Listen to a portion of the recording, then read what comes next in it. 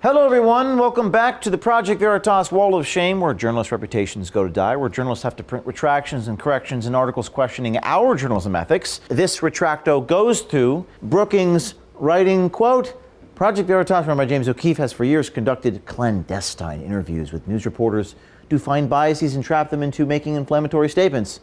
In light of the embarrassing nature, ABC suspended and removed Wright from its political coverage, even though he was a victim of the scam. And then they just removed the entire post. They removed what they wrote, written by the vice president of Brookings Institutions. Cue the retracto. You're late. I was late on that one? Yeah, that's okay. Cue the retracto theme song.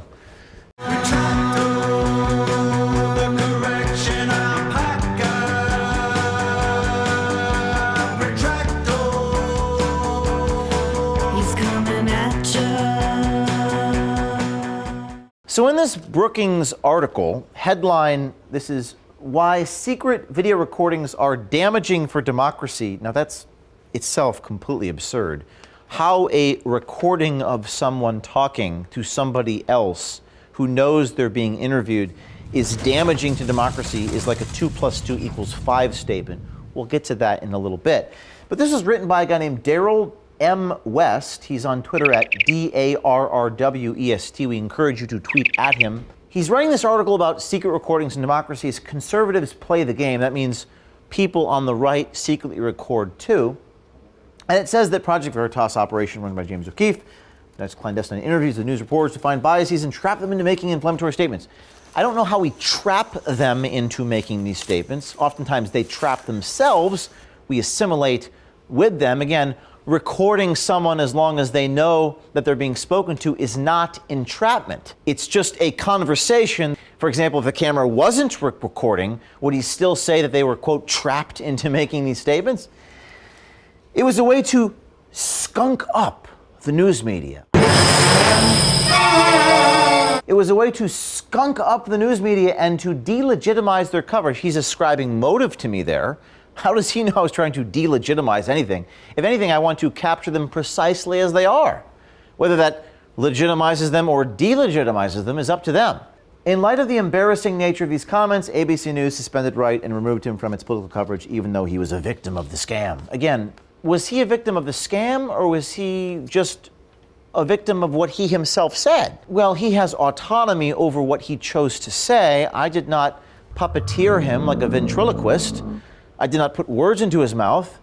We did not entrap him, and we're referring again to the David Wright hidden camera recording filmed at a bar in New Hampshire by Christian Hartsock, who sat next to him with everyone around him listening, a very loud bar. It became like a profit center, a promotion center. Like now, it's like you can't watch Good Morning America without there being a Disney princess or a Marvel Avenger appearing. It's all self-promotion. So again, he knew he was being spoken to. He knew he was being interviewed, whether it was on or off the record. There just happened to be a camera recording him. Do you prefer I report this without the audio and video? You prefer I report this using an anonymous source? He did say these things, David Wright did. Do you prefer that I just write down what he said so you can't hear his intonation, his cadence, the way he delivered these remarks, making it more accurate than what it would be had I done what the Washington Post and New York Times do every day, which is just say people familiar with the matter said that he said this? So it doesn't really make sense, the attacks against hidden camera journalism. But this guy, Daryl West, says that it's a, quote, damaging for democracy to record this. And he works for a think tank. I guess my question to Daryl West is democracy too important to be left to the people? Do we not want them to have like information, like reality? Is that damaging to democracy? And if so, how does that work? Make a logical argument at the Brookings Institution for how that actually works. All that being said, we write a letter, and the letter reads to Mr. Daryl West, who again is the vice president at a think tank in Washington, D.C. Mr. West, your article, which is captioned "Why Secret Video Recordings Are Damaging for Democracy," includes factually incorrect and defamatory statements, including Veritas, run by James O'Keefe, conducted clandestine interviews.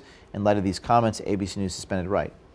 Also, Mr. West wrote this, quote, when Trump's national security advisor, H.R. McMaster, was becoming critical of his boss' foreign policies, Veritas paid female spies to go to a D.C. restaurant McMaster frequented, engage him in conversation, and surreptitiously tape him by making disparaging comments about Trump so that the advisor could be fired.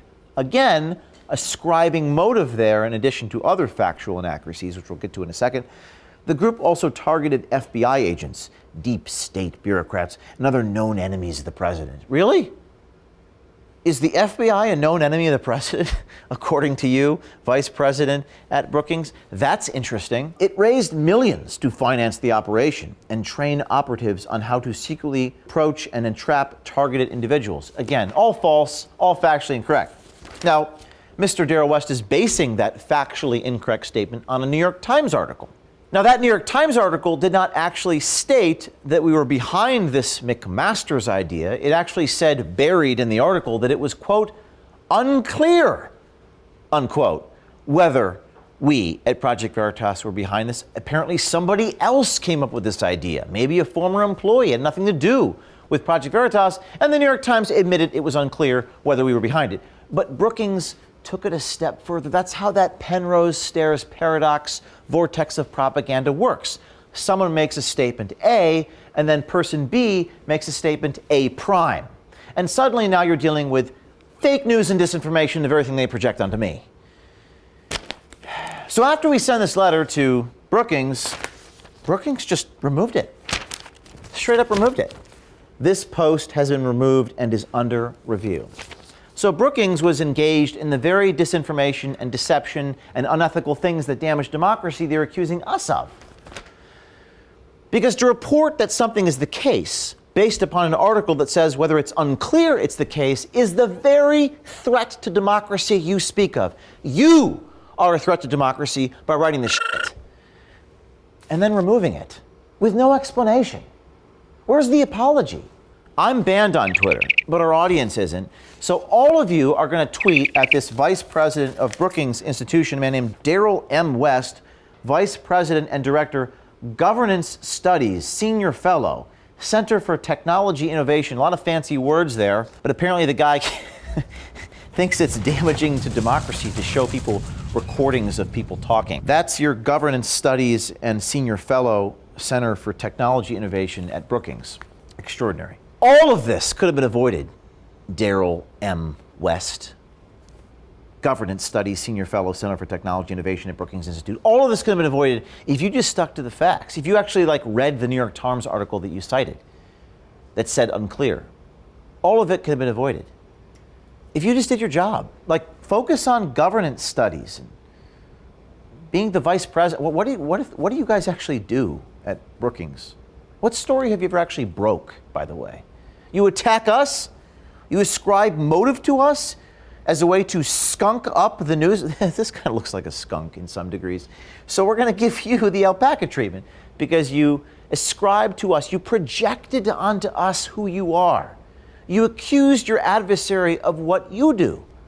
I don't know why I'm your adversary. I have an infinite faith in the American people. If they're given the facts, they will make the best decision for their families. And that's the difference between me and you. You don't have faith in people. You want darkness, where democracy dies.